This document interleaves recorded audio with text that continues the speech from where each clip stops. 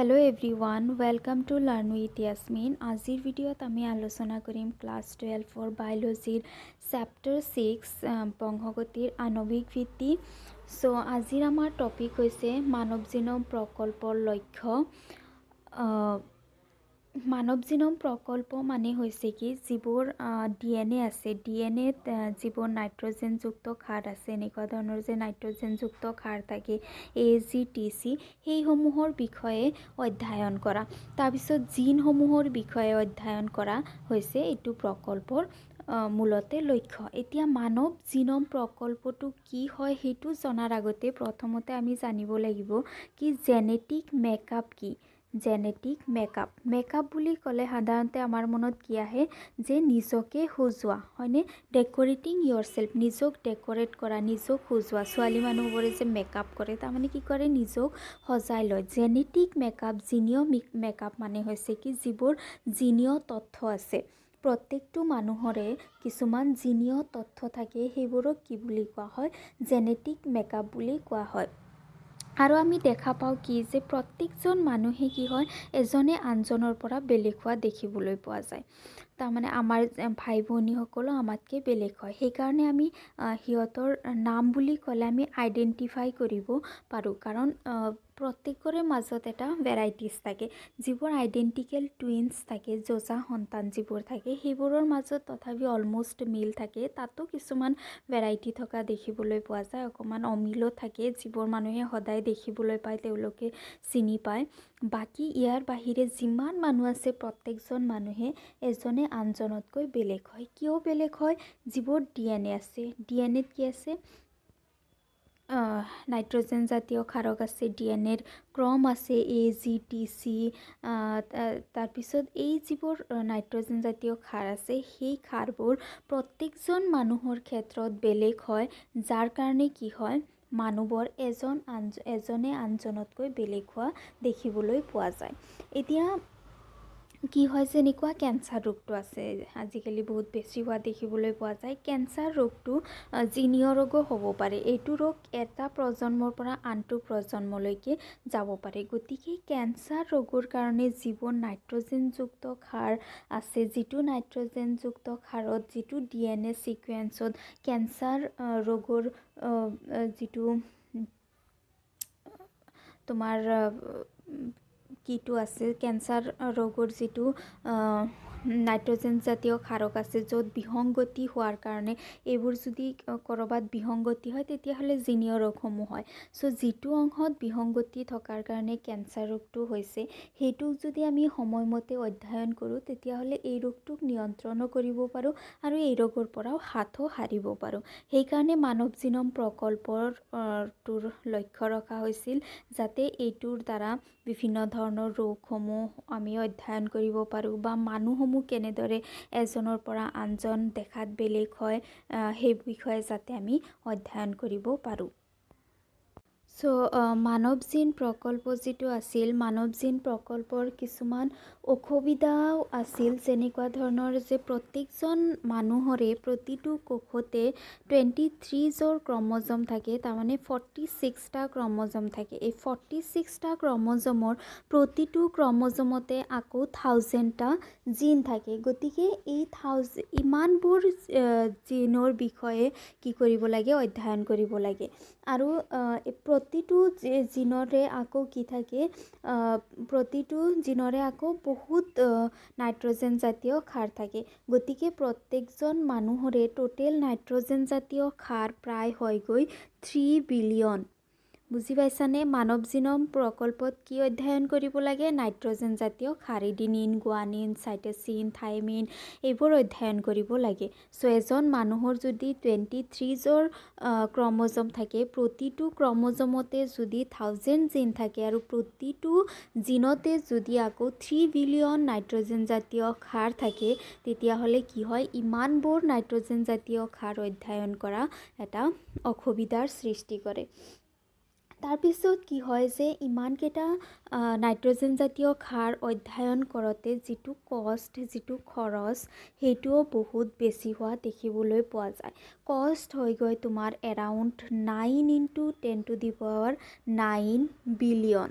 $, ইমান খৰচ হয়। চ' ইমান খৰচ কেৰি কৰাও কি হৈ যায়, বহুত ডিফিকাল্ট হৈ যায়। ইয়াৰ পিছত কি হয় যে যিবোৰ মানৱ জিনম প্ৰকল্পৰ যিবোৰ জিনৰ বিষয়ে অধ্যয়ন কৰি তথ্য উলিওৱা হয়, তথ্যসমূহ সঞ্চয় কৰি ৰখাটো বহুত অসুবিধা হোৱা দেখা যায়। ইমানবোৰ নাইট্ৰজেন জাতীয় ক্ষাৰকৰ তথ্যসমূহ সঞ্চয় কৰি ৰাখিবলৈ যদি আমি বুকত সঞ্চয় কৰি ৰাখোঁ, তেতিয়াহ'লে 3,300 বুকৰ প্ৰয়োজন হয় আৰু প্ৰতিটো বুকতে আকৌ 1000 পেজ থাকে। তেতিয়াহ'লে 1000 পেজ থকা যদি 3,300 বুক তুমি এটাৰ ওপৰত আনটো যদি ৰখা, তেতিয়াহ'লে ই এটা মাল্টি ফ্ল'ৰ থকা বিল্ডিং যেন দেখিবলৈ পোৱা যাব। গতিকে এইটো বহুত প্ৰব্লেমেটিক হয়। ইমানকেইটা বুকত তথ্য সঞ্চয় কৰা, আকৌ সেই বুকসমূহ এঠাইত ৰখাও এটা প্ৰব্লেমৰ সৃষ্টি কৰে। তাৰপিছত ইমানবোৰ নাইট্ৰজেন জাতীয় ক্ষাৰ অধ্যয়ন কৰাৰ কাৰণে যিবোৰ অস্ত্ৰপাতি, যিবোৰ সা সৰঞ্জামৰ প্ৰয়োজন হয়, টুলছৰ প্ৰয়োজন হয়, সেইবোৰো বহুত উন্নত মানৰ টুলছৰ প্ৰয়োজন হয়। ইয়াৰ লগতে বিভিন্ন ধৰণৰ টেকন'লজিৰ প্ৰয়োজন হয় এইবোৰ অধ্যয়ন কৰাৰ কাৰণে। চ' এইকেইটা হৈছে কি কিছুমান অসুবিধা মানৱ জিন প্ৰকল্পৰ। এতিয়া আমি চাওঁ মানৱ জিন প্ৰকল্পৰ লক্ষ্য কি। মানৱ জিন প্ৰকল্পৰ লক্ষ্য প্ৰথমটো আছে কি যে মানৱ DNA-ত থকা প্ৰায় 20,000 পৰা 25,000 জিনৰ সকলোবোৰ চিনাক্ত কৰা। মানৱ জিন প্ৰকল্পৰ প্ৰথমটো লক্ষ্য আছিল কি মানুহৰ যিটো DNA-ত 20,000-ৰ পৰা 25,000 যে জিন থাকে, প্ৰতিটো জিন তেওঁলোকে চিনাক্ত কৰিবলৈ চেষ্টা কৰিছিল যে কিবা বিসংগতি আছে নেকি, কিবা ৰোগ আছে নেকি, বা এইটো জিনে কেনেকুৱা ধৰণৰ চৰিত্ৰ প্ৰকাশ কৰিছে, সেইবোৰ চিনাক্ত কৰিবলৈ তেওঁলোকে যত্ন কৰিছিল। তাৰপিছত নাম্বাৰ 2 হৈছে কি মানৱ DNA গঠন কৰা 3,000 নিযুত ৰাসায়নিক যুৰীয়া ক্ষাৰকৰ অনুক্ৰম নিৰ্ধাৰণ কৰা। মানুহৰ যিটো DNA আছে, মানুহৰ DNA-ত আমি জানো যে কিমান 3 বিলিয়ন ক্ষাৰ থাকে, নাইট্ৰজেনযুক্ত ক্ষাৰ, এডিনিন, গুৱানিন, চাইটেচিন, থায়মিন, এইবোৰ কিমান থাকে 3 বিলিয়ন থাকে। চ' এই 3 বিলিয়নৰ ক্ৰমো তেওঁলোকে নিৰ্ধাৰণ কৰিব ট্ৰাই কৰিছিল। নাম্বাৰ 3, এই বাৰ্তাসমূহৰ তথ্যভেটিত সঞ্চয় কৰা। এই যিবোৰ বাৰ্তা আছিল, যিবোৰ ইনফৰমেশ্যন তেওঁলোকে পাইছিল অধ্যয়ন কৰি পেলাই, সেই ইনফৰমেশ্যনসমূহ তেওঁলোকে সঞ্চয় কৰিবলৈ চেষ্টা কৰিছিল এইটো প্ৰকল্পৰ আণ্ডাৰত। তাৰপিছত নাম্বাৰ 3, তথ্যসমূহৰ বিশ্লেষণৰ বাবে আহিলা উন্নতিকৰণ কৰা। এই তথ্যসমূহ যাতে ভালদৰে এনালাইচিছ কৰিব পাৰে, ভালদৰে বিশ্লেষণ কৰিব পাৰে, সেইকাৰণে বিভিন্ন ধৰণৰ আহিলা, বিভিন্ন ধৰণৰ উন্নত মানৰ টুল তেওঁলোকে ব্যৱহাৰ কৰিছিল। নাম্বাৰ 5, এই সম্বন্ধীয় কৌশলবোৰ আন খণ্ড যেনে উদ্যোগলৈ স্থানান্তৰ কৰা। তাৰপিছত তেওঁলোকে যিবোৰ ইনফৰমেশ্যন পাইছিল, সেইবোৰ ইনফৰমেশ্যন আকৌ তেওঁলোকে কিছুমান ইণ্ডাষ্ট্ৰীসমূহত ট্ৰান্সফাৰ কৰি দিছিল।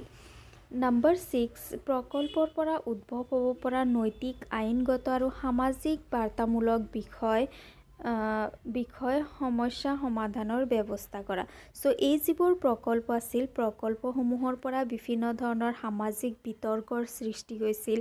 চ' তাৰপিছত কিছুমান আইনগত যেনেকুৱা কিছুমান নীতি নিয়মৰ বিৰুদ্ধে বুলি কিছুমান প্ৰব্লেমৰ সৃষ্টি হৈছিল। চ' এইবোৰক ছল্ভ কৰাও আছিল কি এইটো প্ৰকল্পৰ কিছুমান লক্ষ্য। চ' এই 6টা যে লক্ষ্য আছে, এই 6টা লক্ষ্য ইম্পৰ্টেণ্ট হয়, এক্সামত আহি থাকে মানৱ জিনম প্ৰকল্পৰ লক্ষ্য লিখিবলৈ। চ' এইটো যিটো মানৱ জিনম প্ৰকল্প আছিল, প্ৰকল্পটো আছিল এটা 13 বছৰীয়া প্ৰকল্প আৰু ইয়াত আমেৰিকা বিভাগ, তাৰপিছত ৰাষ্ট্ৰীয় স্বাস্থ্য প্ৰতিষ্ঠানেও সহযোগিতা আগবঢ়াইছিল। তাৰপিছত এইটো প্ৰকল্পৰ প্ৰথম বছৰত ৱেলকাম ট্ৰাষ্ট UK মুখ্য অংশীদাৰ হিচাপে স্বৰূপে আছিল। তাৰমানে এইবোৰ যিবোৰ আমেৰিকা শক্তি বিভাগ, তাৰপিছত ৰাষ্ট্ৰীয় স্বাস্থ্য, ৱেলকাম ট্ৰাষ্ট, এইবোৰ কিছুমান প্ৰতিষ্ঠান আছিল যিবোৰে এই মানৱ জিনম প্ৰকল্পটোত বহু পৰিমাণে সহযোগিতা আগবঢ়াইছিল। অতিৰিক্ত অৱদান আগবঢ়াইছিল জাপান, ফ্ৰান্স, জাৰ্মানী, চীন, আন দেশবোৰে আৰু 2003 চনত এইটো প্ৰকল্প সম্পূৰ্ণ হৈছিল। তাৰমানে মুখ্যভাৱে যিবোৰ দেশে সহযোগিতা আগবঢ়াইছিল এইবোৰ আছিল আমেৰিকা, তাৰপিছত ৱেলকাম ট্ৰাষ্ট, ইউকেৰ ৱেলকাম ট্ৰাষ্ট, তাৰপিছত ইয়াৰো উপৰি আন কিছুমান দেশেও কিছু পৰিমাণে সহযোগিতা আগবঢ়াইছিল, যেনেকুৱা জাপান, ফ্ৰান্স, জাৰ্মানী, চীন। ব্যক্তি পৰ্যায়ত ডিএনএৰ বিভিন্নতাৰ পৰিমাণৰ বিষয়ে লাভ কৰা জ্ঞানে ৰোগ নিৰ্ণয়, চিকিৎসা আৰু এদিন মানুহক প্ৰভাৱিত কৰা হাজাৰ বিসংগতিৰ প্ৰতিৰোধ আৰু বৈপ্লৱিক নতুন পথৰ সূচনা কৰিব পাৰি। তাৰমানে এইটো যিটো প্ৰকল্প আছিল সেইটো প্ৰকল্পৰ দ্বাৰা আমি যিবোৰ জিনীয় ৰোগ আছে ৰোগসমূহক নিৰ্ণয় কৰিব পাৰোঁ, ৰোগসমূহক চিনাক্ত কৰিব পাৰোঁ, সেই ৰোগ অনুযায়ী উপযুক্ত চিকিৎসা প্ৰদান কৰাৰ লগতে হাজাৰ হাজাৰ বিসংগতিসমূহ প্ৰতিৰোধ কৰা সম্ভৱ আছিল। তাৰপিছত মানৱ জীৱ বিজ্ঞান বিষয়ক জ্ঞানৰ উপৰিও মানৱ ভিন্ন জীৱসমূহৰ ডিএনএৰ অনুক্ৰমৰ বিষয়ে লাভ কৰা জ্ঞানৰ সহায়ত সিহঁতৰ স্বাভাৱিক কাৰ্যক্ষমতা বুজি উঠিব পাৰি। যিবোৰ স্বাস্থ্য, কৃষি, শক্তি, পৰিৱেশীয় প্ৰতিকাৰৰ প্ৰতি আহ্বান সমাধান কৰাটো প্ৰয়োগ কৰিব পাৰি। চ' ডিএনএৰ যিবোৰ ক্ৰম আছে, ডিএনএৰ ক্ৰম মানে কি এডিনিন, গুৱানিন, চাইটোচিন, থাইমিন, এইবোৰৰ যিটো ডিএনএত ক্ৰম হিচাপে থাকে তাৰ যিবোৰ আমি জ্ঞান লাভ কৰোঁ সেই জ্ঞানৰ সহায়ত স্বাস্থ্যসেৱা, কৃষি, শক্তিসম্পন্ন আৰু পৰিৱেশীয় প্ৰতিকাৰৰ উপৰিও আমি যিবোৰ সমস্যা থাকে সেইবোৰো সমাধান কৰিব পাৰোঁ। মানুহৰ বাদে আন বহুতো আৰ্হি জীৱ যেনে বেক্টেৰিয়া, ইষ্ট, চিনৰিজ, তাৰপিছত এলিগানছ, এটা মুক্ত জীৱ, নিমাটড, ড্ৰছফিলা উদ্ভিদ ইত্যাদিৰো অনুক্ৰম উলিওৱা হৈছিল। তাৰমানে এইটোৰ সহায়ত কেৱল যে ডিএনএৰ মানুহৰ ডিএনএ বা জীৱৰ ডিএনএৰ অনুক্ৰমে উলিওৱা হৈছিল এনেকুৱা নহয়। ইয়াৰ উপৰি বেক্টেৰিয়াৰ, ইষ্টৰ, তাৰপিছত কিছুমান উদ্ভিদৰ, ড্ৰছফিলা যিটো কুনকুনি মাখি আছে তাৰো অনুক্ৰমবোৰ উলিওৱা সম্ভৱ হৈছিল। তাৰপিছত ইয়াতে কৈছে কি কাৰ্যপ্ৰণালী কিছুমান দিছে। কাৰ্যপ্ৰণালীসমূহত সাধাৰণতে দুই ধৰণৰ কাৰ্যপ্ৰণালী ইয়াতে উল্লেখ কৰিছে। দুটা প্ৰধান পদ্ধতি জড়িত আছিল। RNA হিচাপে প্ৰকাশ হোৱাবোৰক গুৰুত্ব দিয়া হৈছিল। প্ৰকাশিত অনুক্ৰম সংজ্ঞা এক্সপ্ৰেছড ছিগনেছ টেক্স ETC বোলা হৈছিল। তাৰমানে ইয়াতে কি হৈছে যে যিবোৰ নাইট্ৰজেন জাতীয় ক্ষাৰ আছে প্ৰতিটো নাইট্ৰজেন জাতীয় ক্ষাৰেই কিন্তু RNAৰ কাৰণে RNAলৈ কনভাৰ্ট নহয়, কিছু সংখ্যকহে RNAলৈ কনভাৰ্ট হয়। চ' যিবোৰ RNAলৈ কনভাৰ্ট হয় সিহঁতে নিজৰ যিটো চৰিত্ৰ আছে সেইটো প্ৰকাশ কৰিব পাৰে। চ' সেই অনুযায়ী ইয়াক দুটা ভাগত ভাগ কৰা হৈছিল। যিটোৱে নিজৰ চৰিত্ৰ ক্ৰম অনুযায়ী প্ৰকাশ কৰিব পাৰে তাক প্ৰকাশিত অনুক্ৰম বুলি কোৱা হৈছিল। আনটোৱে য'ত সংকেত আৰু সংকেতবিহীন ক্ৰম থাকে আৰু গোটেই জিনমটোৰ অনুক্ৰম উলিওৱাৰ লগত জড়িত আছিল আৰু পিছত এই ক্ৰমটো বিভিন্ন অংশক আৰু তাৰ কাৰ্যৰ লগত যুক্ত কৰে, ইয়াক ক্ৰম টকা বোলা হয়। ইয়াতে কি কৰা হৈছে যে কিছুমান আমি জানো যে কিছুমান জিনীয় সংকেত আছে যিয়ে সংকেত দিয়ে, প্ৰটিনৰ কাৰণে সংকেত দিয়ে। কিছুমান থাকে যিয়ে সংকেত নিদিয়ে, তিনিটা আমি পাইছিলোঁ যিয়ে সংকেত নিদিয়ে আৰু 61টাই সংকেত দিয়ে। চ' যিটো ক্ৰম টকা আছে ছিকুৱেন্স এন'শ্যনত সংকেত থকা আৰু সংকেত নথকা দুয়োটা ক্ৰম থাকে আৰু সেই গোটেই জিনমটোৰ অনুক্ৰম উলিওৱাৰ লগত ই জড়িত থাকে। তাৰপিছত ক্ৰম নিৰ্ধাৰণৰ কাৰণে এটা কোষৰ সম্পূৰ্ণ ডিএনএখিনি পৃথকীকৰণ কৰি তুলনামূলকভাৱে সৰু সৰু আকাৰ কিছুমানত টুকুৰা কৰি লোৱা হয় আৰু ডিএনএ হ'ল এটা বহুযুজী শৃংখল আৰু এনে ক্ৰম নিৰ্ধাৰণৰ কাৰ্যকৰী সীমাবদ্ধতা আৰু নিৰ্দিষ্ট বাহক ব্যৱহাৰ কৰি উপযুক্ত পোষকতা ক্লোন কৰা হয়। চ' যিটো শৃংখল আছে শৃংখলটো নিৰ্ধাৰণ কৰাৰ কাৰণে যিহেতু আমি জানো যে ডিএনএ যিটো আছে সেইটো এটা দীঘলীয়া শৃংখল, গতিকে ইয়াক কি কৰা হয় সৰু সৰু পিছত সৰু সৰু টুকুৰাত কনভাৰ্ট কৰি লোৱা হয়। তাৰপিছত ইয়াৰ যিটো ক্ৰম আছে সেইটো অধ্যয়ন কৰা হয়। বেক্টেৰিয়েল আৰ্টিফিচিয়েল ক্ৰম'জম সাধাৰণতে ব্যৱহাৰ কৰা যিবোৰ পোষক ব্যৱহাৰ কৰা হৈছিল তাৰে ভিতৰত এটা আছিল BAC বেক্টেৰিয়েল আৰ্টিফিচিয়েল ক্ৰম, তাৰপিছত আৰু এটা আছিল ইষ্ট আৰ্টিফিচিয়েল ক্ৰম YAC। চ' ইয়াতে অকণমান দিয়া আছে এই বিষয়ে কেনেদৰে ক্ৰম নিৰ্ধাৰণ কৰা হয়, যদিও ইয়াতে তেনেকুৱা ডিটেইলছত ভালদৰে দিয়া নাই। কম্পিউটাৰৰ সহায়ত বহুত টেকনিকেল প্ৰচেছ হয়, অকণমান চাই লোৱা তথাপি। স্বয়ংক্ৰিয় DNA ক্ৰম নিৰ্ধাৰণক অট'মেটেড DNA ছিকুৱেন্স ব্যৱহাৰ কৰি DNA খণ্ডবোৰৰ ক্ৰম নিৰ্ধাৰণ কৰা হয়। তাৰমানে ক্ৰম নিৰ্ধাৰণ কৰাৰ কাৰণে কি কৰা হৈছিল যে যিবোৰ বেছ আছে AGTC এইবোৰৰ বেলেগ বেলেগৰ কাৰণে বেলেগ বেলেগ ৰং নিৰ্ধাৰণ কৰা হৈছিল। ৰং নিৰ্ধাৰণ কৰি পেলাই সেইবোৰ ৰঙৰ যিবোৰ মিক্সাৰ আৰু এনজাইমৰ সৈতে DNA ঢালি দিয়া হৈছিল। ঢালি দিয়াৰ পিছত কি হৈছিল যে এটা DNAৰ পৰা যেতিয়া আনটো DNA সৃষ্টি হৈছিল আৰু পৰিপূৰক শৃংখলৰ সহায়ত সৃষ্টি হৈছিল, তেতিয়া আমি কালাৰৰ সহায়ত যে বেলেগ বেলেগ ক্ষাৰৰ কাৰণে যে কালাৰ দিছোঁ সেই তাৰ সহায়ত আমি ইয়াক অধ্যয়ন কৰিব পাৰিছিলোঁ। এতিয়া চাওঁ মানৱ জিনম প্ৰধান বৈশিষ্ট্যসমূহ। মানৱ জিনম প্ৰকল্পৰ কিছুমান প্ৰধান বৈশিষ্ট্য আছিল। বৈশিষ্ট্যসমূহ কি কি চাওঁ আমি।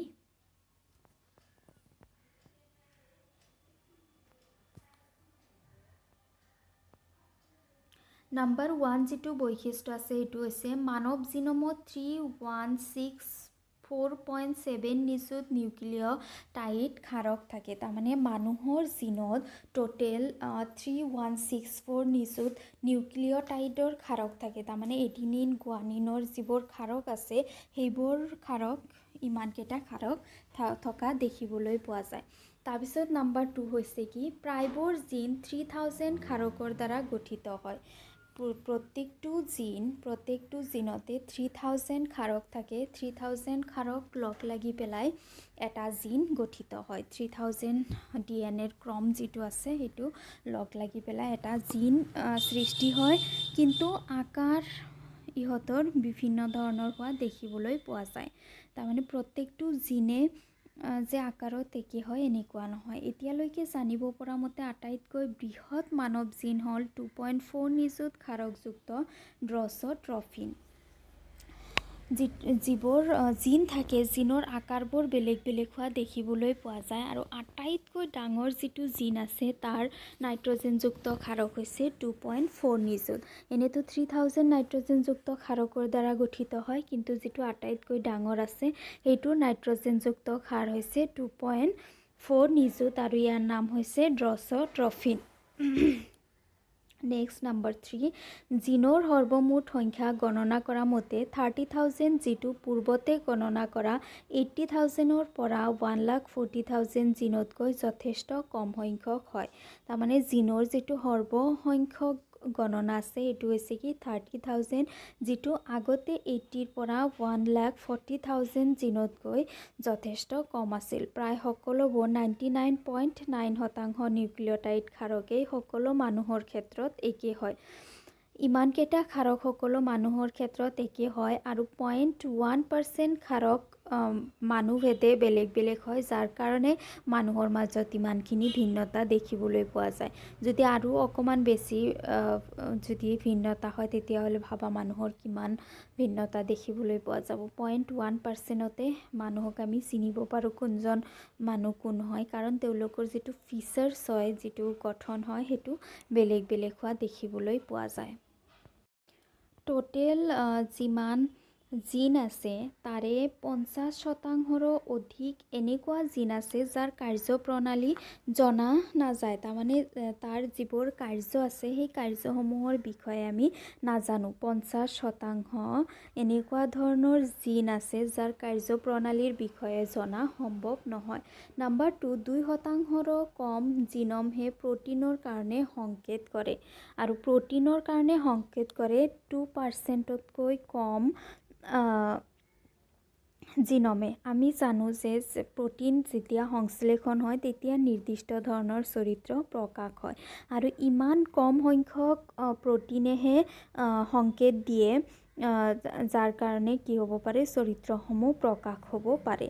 তাৰপিছত আছে কি বাৰম্বাৰ ক্ৰমসমূহ হ'ল DNA অনুক্ৰমৰ একোটা অংশ যিবোৰত বহুতবাৰ বাৰম্বাৰিত ক্ৰম হ'ল DNA অনুক্ৰমৰ একোটা অংশ য'ত বহুতবাৰ পুনৰাবৃত্তি ঘটে আৰু কেতিয়াবা 100ৰ পৰা 1000 বাৰ আৰু সিহঁতৰ নিৰ্দিষ্ট সংকট কাৰ্য নাথাকে বুলি জনা হৈছিল কিন্তু সিহঁতে ক্ৰমজমৰ গঠন আৰু সক্ৰিয়তা আৰু বিৱৰ্তনৰ বিষয়ে স্পষ্ট ধাৰণা দিছিল। তাৰমানে কি হয় যে কিছুমান এনেকুৱা ধৰণৰ ক্ৰম থাকে যিবোৰ ক্ৰম তাৰমানে ৰিপিট হয়। ছাপ'জ এইটো এটা ক্ৰম AGCT এইটো এটা ক্ৰম হয়। এইটো ক্ৰম কি হ'ব পাৰে বাৰ বাৰ ৰিপিট হ'ব পাৰে আৰু সিহঁতৰ নিৰ্দিষ্ট কাৰ্য নাথাকে বুলি ভবা হয় আৰু ক্ৰমজমৰ গঠন সক্ৰিয়তা বিৱৰ্তনৰ বিষয়ে স্পষ্ট ধাৰণা দিয়ে। ক্ৰমজম 1ত সৰহ সংখ্যক ইমান জিন থাকে আৰু Y ক্ৰমজমত সবাতোকৈ কম ইমান ক্ৰমজম থাকে। তাৰমানে মানুহৰ ক্ৰমজম কি থাকে XY হয়নে? তেনেহ'লে ক্ৰমজমৰ যিটো X ক্ৰমজম থাকে তাতে জিনৰ সংখ্যা ইমান থাকে 2968 আৰু Y ক্ৰমজমত থাকে 231 ইমানটা ক্ৰমজম থাকে। নম্বৰ 7 বিজ্ঞানীসকলে প্ৰায় 1.4 নিযুত অৱস্থান চিনাক্ত কৰি উলিয়াইছে য'ত মানুহৰ ক্ষেত্ৰত এটা একাষাৰ DNAৰ পাৰ্থক্য দেখা যায়। ছিংগেল নিউক্লিঅ'টাইড পলিমাৰাইজেশ্যন SNPs এটা নিউক্লিঅ'টাইডলৈ আৰু এই তথ্য ৰোগ সম্পৰ্কিত ক্ৰমজমীয় অৱস্থান আৰু মানুহৰ ইতিহাস বিচৰা পদ্ধতিৰ বৈপ্লৱিক পৰিৱৰ্তন কৰে। যিয়ে নহওক এইবোৰ বিশেষ বুজাবলৈ একো নাই, এইবোৰ পইণ্ট ৱাইজ সুন্দৰকৈ বুকত দিয়া আছে আৰু এইবোৰ এক্সামত আহিও থাকে। বৈশিষ্ট্য আৰু লক্ষ্য মানৱ জিন প্ৰকল্পৰ বৈশিষ্ট্য আৰু লক্ষ্য লিখা। চ' যিবোৰ পইণ্ট দিয়া আছে ইয়াতে 8টা দিয়া আছে, ইয়াৰ আগৰ যিটো লক্ষ্য আছিল তাতে চাগে 6টা দিয়া আছে। পইণ্ট ৱাইজ এইবোৰ মুখস্থ কৰিবা, এইবোৰ এক্সামত আহি থাকে। চ' ভিডিঅ' কেনেকুৱা পালা জনাবা, ভাল লাগিলে লাইক কৰিবা, বন্ধু বান্ধৱৰ সৈতে শ্বেয়াৰ কৰিবা আৰু চেনেল ছাবস্ক্ৰাইব কৰিবা। Thank U.